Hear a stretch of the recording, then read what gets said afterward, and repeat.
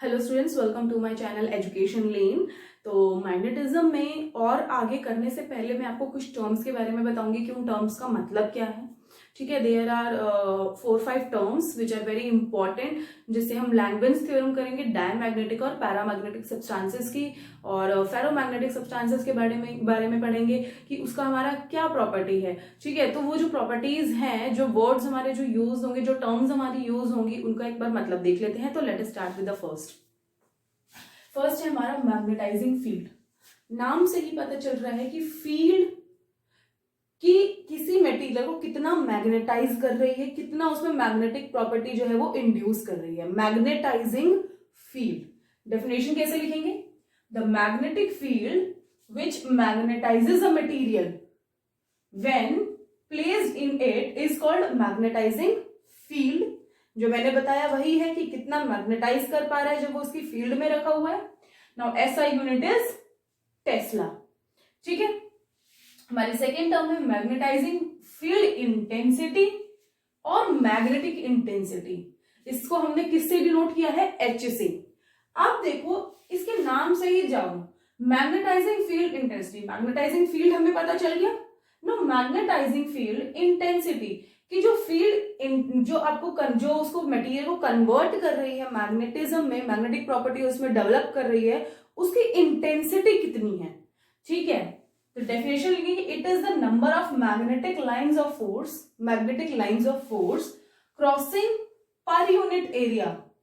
ठीक है, अगर कोई मैग्नेटिक मटेरियल लिखा है यहाँ पे रखा हुआ है और उसके अंदर से मैग्नेटिक फील्ड लाइंस जा रही है, तो कितनी ज्यादा मैग्नेटिक फील्ड लाइंस क्रॉस कर रही हैं around that point, the area being held. अब जो एरिया है, मान लो मटेरियल का एरिया ये है और मैग्नेटिक फील्ड लाइंस ऐसे हैं, तो एरिया बीइंग हेल्ड परपेंडिकुलर, तो ये जो एरिया है ये इसके परपेंडिकुलर होना चाहिए। ये जो लाइंस है इनके बीच में 90 डिग्री होना चाहिए। Held perpendicular to the direction of lines of force. SI unit is joule per tesla per metre cube. ठीक है, ये इसकी एसआई यूनिट हो गई है। कभी कभी आपकी डायरेक्ट डेफिनेशंस भी पूछ ली जाती हैं एग्जाम में।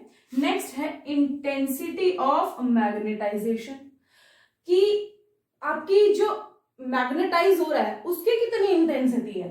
तो it is a measure of extent to which substance gets magnetise. अब जो हम सब्सटेंस है जिसको हम मैग्नेटाइज कर रहे हैं मैग्नेटिक फील्ड में, वो कितना मैग्नेटाइज हो सकता है, उसको क्या बोलते हैं? Intensity of magnetization. सिंबल आई से इसको डिनोट करते हैं और फॉर्मूला है पीएम अपॉन वी।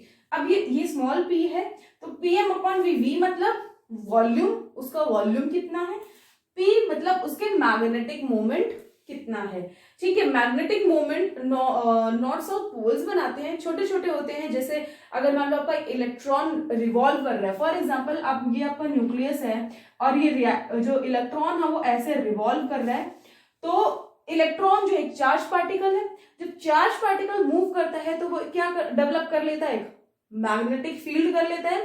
तो यहाँ पर जो इलेक्ट्रॉन है वो मूव करेगा। अब ये इस डायरेक्शन में मूव कर रहा है, तो मैग्नेटिक फील्ड लाइंस किस डायरेक्शन में है? थंब की डायरेक्शन में, ऊपर की साइड, ये वाली डायरेक्शन में। ठीक है, अब मैग्नेटिक फील्ड लाइंस अगर बाहर है तो यहाँ पे क्या होना चाहिए? कोई नॉर्थ पोल और यहाँ कोई साउथ पोल, तभी नॉर्थ से साउथ जाएंगी बाहर की तरफ। ठीक है, तो ये किसकी तरह? एक डाइपोल की तरह एक्ट कर रहा है। ठीक है, तो ये क्या हो गया? Pm is magnetic moment and V is volume of that substance. Let us proceed further for the next term. Let us do the fourth term now, which is magnetic induction or magnetic flux density. Magnetic induction का मतलब क्या है कि अगर मान लो हमने कोई magnetic material को हम मैग्नेटाइज कर रहे हैं, तो हमने कोई फील्ड अप्लाई करी है बाहर से ताकि वो मैग्नेटाइज हो जाए, तो जैसे हमने फील्ड अप्लाई करी तो उसके अंदर चेंजेस होने लग जाएंगे, वो मैग्नेटाइज होने लग जाएगा। तो जब वो मैग्नेटाइज होने लग जाएगा तो क्या होगा कि मटेरियल के अंदर की प्रॉपर्टीज जो है, मैग्नेटिक मटेरियल की जो प्रॉपर्टीज है वो चेंज हो जाएंगी। तो प्रॉपर्टीज जो है वो चेंज हो जाएंगी अंदर भी, और कुछ बाहर भी चेंज होंगी, क्योंकि उसकी आसपास जो फील्ड है उसका भी चेंज होगा। ठीक है, तो ये जो चेंज जो मैग्नेटिक फील्ड है, इसी को क्या बोलते हैं? मैग्नेटिक इंडक्शन या फिर magnetic flux density.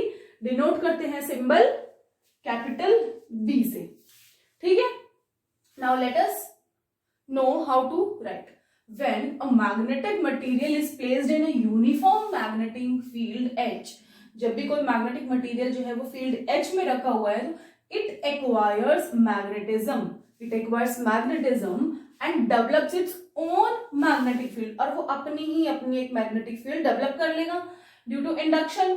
Original magnetic field is modified both inside and outside of magnetic material. Now this modified field is called magnetic induction. ये जो modified magnetic field जो है आपकी, उसको हम क्या बोलेंगे? magnetic induction. Now let us proceed to the second term, magnetic susceptibility. Magnetic susceptibility का मतलब क्या है? It measures the ease with which specimen takes magnetism.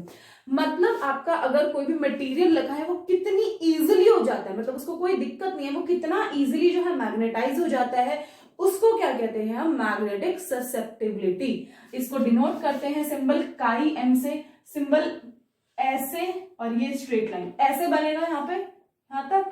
ठीक है, ये है, इसे बोलते हैं काई. ठीक है, इट्स नॉट ची, इट्स काई. ठीक है, it measures the ease with which specimen takes magnetism. Formula is I upon H. This is intensity and this is your magnetizing field.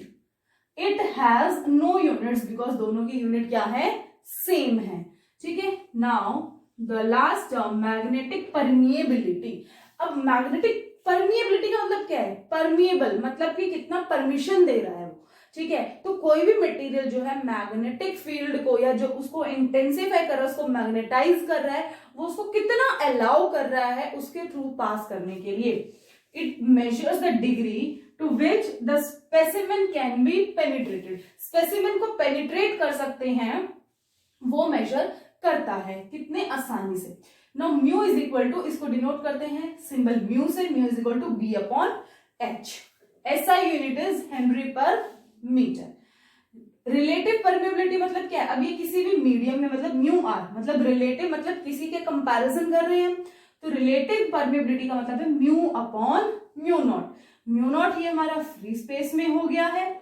ठीक है, और ये हमारा किसी मीडियम में हो गया. ठीक है, so these are the simple few terms which will be very important. कभी कभी एग्जाम में डायरेक्टली भी पूछ लिया जाता है. और ये वाली जो टर्म्स है जैसे मैग्नेटिक परमिएबिलिटी, ससेप्टिबिलिटी, ये हम आगे देखेंगे कि हमारे डिफरेंट टाइप्स ऑफ जो मटेरियल होते हैं, जैसे कि डायमैग्नेटिज्म, पैरामैग्नेटिज्म, फेरोमैग्नेटिक मटेरियल. तो ये जो सारे मटेरियल्स हैं, इनकी प्रॉपर्टीज है, इनमें कैसा कैसा डिफरेंस है, मतलब काई की वैल्यू क्या होगी डायमैग्नेटिक के लिए, क्या होगी पैरामैग्नेटिक के लिए, क्या होगी सिमिलरली फॉर फेरोमैग्नेटिक क्या होगी. लैंग्वेज थ्योरम हम करेंगे नेक्स्ट वीडियो में.